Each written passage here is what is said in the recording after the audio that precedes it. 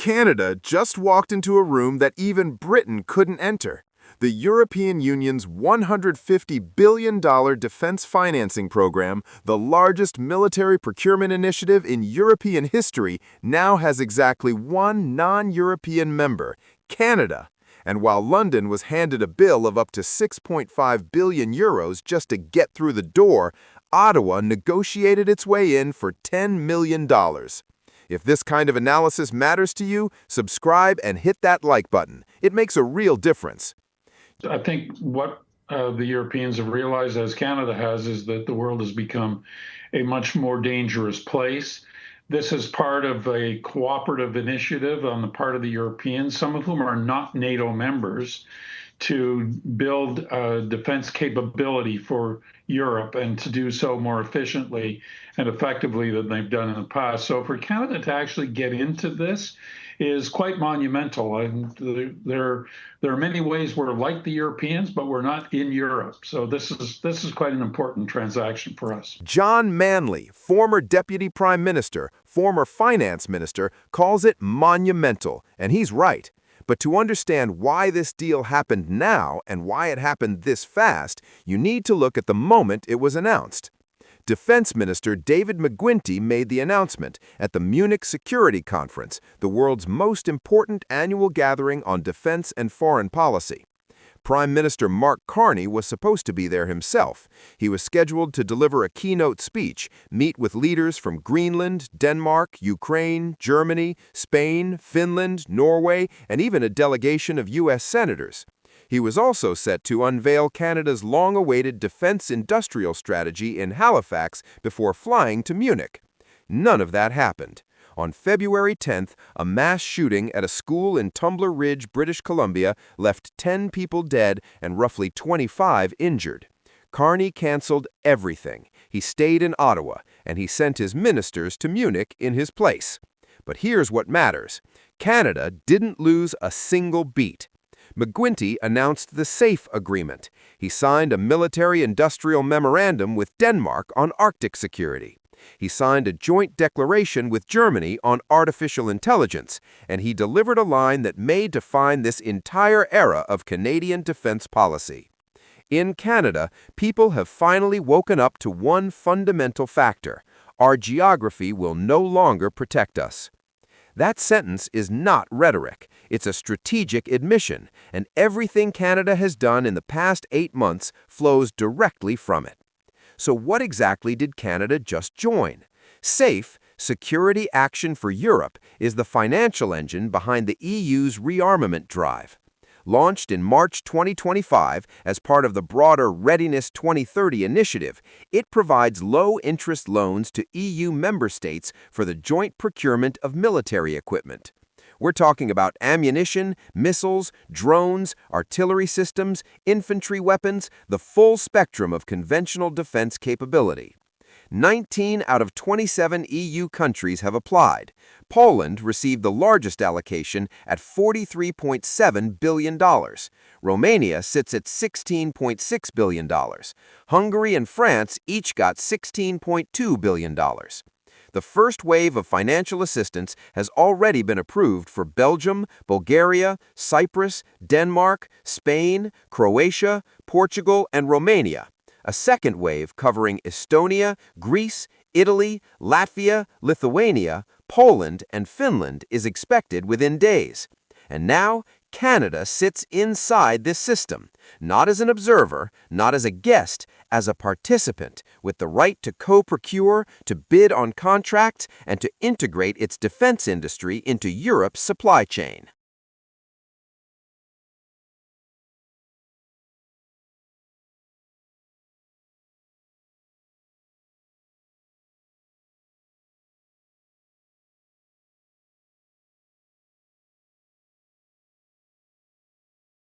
Today, the Prime Minister has announced the conclusion of negotiations for Canada's participation in SAFE, unlocking billions of dollars of defence opportunities for our Canadian businesses. This is part and parcel of the Prime Minister's plan that he set out some months ago. This will allow Canada, for example, to participate by supplying capabilities such as ammunition, missiles, drones, artillery systems, infantry weapons, and beyond. So the opportunities for Canada are enormous. It will catalyze massive private investment in Canada. It'll attract new reliable suppliers for our own needs here in Canada. But this is the only country, Canada is the only country outside of the European Union to be asked to join the European Union. So it's a very unique opportunity for us. It speaks to our diversification, our expansion of markets. So the Prime Minister's early efforts in doing so have actually materialized today, and we're very encouraged. But the most revealing part of this story isn't what Canada got, it's what it cost. And what that cost tells us when you compare it to Britain. The United Kingdom tried to join SAFE. It was the other obvious non-European candidate. But negotiations broke down. The EU reportedly asked London to pay between 4 and 6.5 billion euros. Britain walked away. Canada paid $10 million. The entry fee structure, a one-time payment of 2.5 million euros upfront plus 7.5 million euros per year, for access to a $150 billion marketplace. The gap is staggering, and it's not accidental. Britain carries the weight of Brexit. Its relationship with the EU is defined by friction, mistrust, and unresolved trade disputes. Canada carries none of that baggage. Ottawa doesn't compete with the European defense industrial base. It complements it. And for the EU, bringing in a G7 partner gives SAFE global credibility that a purely European club wouldn't have. We don't have some of the history with the continent that Britain has. We also have perhaps a different perspective on it. I think this is one piece of a much bigger puzzle, some of which has nothing to do with defense, but which has to do with increasing diversity of the Canadian economy and increasing the resilience of the Canadian economy. So undoubtedly, we were prepared to make an effort that was particular to Canada. Manley is pointing at the deeper logic here. This isn't just a defense deal, it's an economic diversification play. And that framing matters, because everything the Carney government is doing right now fits the same pattern: reduce dependence on an increasingly unpredictable United States. Consider what's happening in parallel. Canada is reviewing its planned purchase of 88 F-35 fighter jets from Lockheed Martin. 16 have already been ordered, that's locked in, but the remaining 72 are now under active review. And into that gap, Sweden's Saab has made an aggressive pitch: 72 Gripen multi-role fighters plus 6 GlobalEye airborne surveillance aircraft with promises of up to 12,600 Canadian jobs and full domestic production lines in Ontario and Quebec. This is not a coincidence. The F-35 review and the SAFE agreement are two sides of the same coin. By integrating into Europe's defense ecosystem, Canada creates the industrial and strategic logic for choosing European equipment. If Ottawa ultimately goes with a dual fleet, 16 F-35s plus Gripens, the SAFE membership makes that decision far easier to justify. It gives Canadian firms a pipeline of European contracts. It aligns supply chains. It reduces the leverage Washington has over Ottawa's procurement decisions. Carleton University professor Fen Hampson put it bluntly: Canada will need to give the Europeans a big enchilada, a major contract, to get real reciprocity from SAFE. The Gripen could be exactly that. But the industrial implications go even further than fighter jets. The real multiplier effect is what happens inside Canada's existing manufacturing base. I think is that you'll see some pivoting by companies in other sectors toward defense. As an example, if you think about companies that make things, think of the automotive sector, which has been targeted by Trump tariffs, which has been so important to Ontario. I think you can begin to see some of those especially parts manufacturers, begin a pivot toward supplying in the defense sector. They've got the capability, they just haven't had the product lines, nor have they needed them in the past. This is a critical insight. Ontario's auto parts sector, hammered by Trump's tariffs, already has the precision manufacturing capability, the skilled workforce, and the supply chains. What it hasn't had is the product lines. SAFE changes that equation. It provides the demand signal, the financing mechanism, and the market access that could turn Canada's heartland into a defense manufacturing hub. Companies like CAE in Montreal, MDA in Toronto, IMP Aero, and the government is building the architecture to support it. The new Defense Investment Agency, the DIA, is designed to align Canadian military standards with European technical requirements. McGuinty has outlined a build, partner, buy framework with 10 sovereign capability priorities. The message is clear. Canada is not shopping for weapons. Canada is building a defense industrial ecosystem. Which brings us to the most important metaphor McGuinty used and what it actually means. Because the fine print in terms of the third and final element of the negotiations continue. Our negotiating team here's how I think Canadians should see this. We've been allowed to step inside a tent, the European Union tent. We've been allowed to participate like no other non-European state has been allowed. We have negotiated our way into the tent to build this relationship and participate in very large opportunities for procurement. The details in terms of costs, percentages are being ironed out. They will be ironed out. But the really good news is we're in the tent.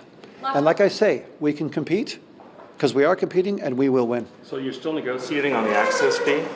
We're still negotiating on the fine terms, the fine-tuning the terms of all the final inked deal that's coming. It won't be long. I'm quite sure our negotiators who have expedited this like I haven't seen before. I'm a guy who spent 5 years practicing European law in Europe. I haven't seen this kind of deal happen as quickly as it did.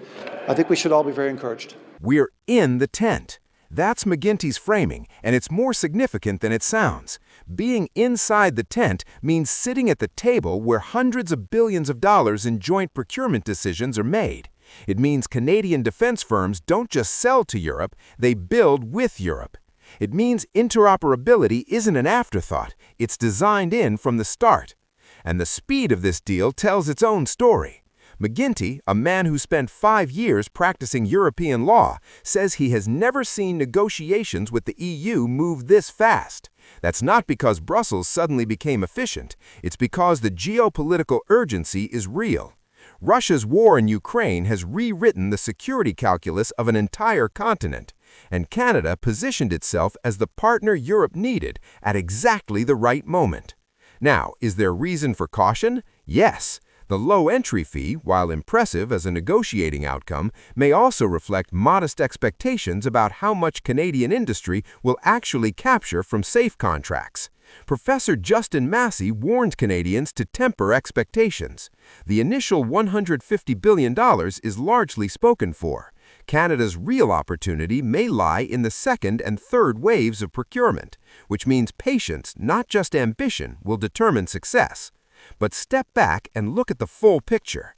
In less than a year, Canada went from signing a partnership agreement in Brussels to full membership in the largest defense financing instrument in European history. The only non-European country at the table. A joint military-industrial memorandum with Denmark on Arctic security.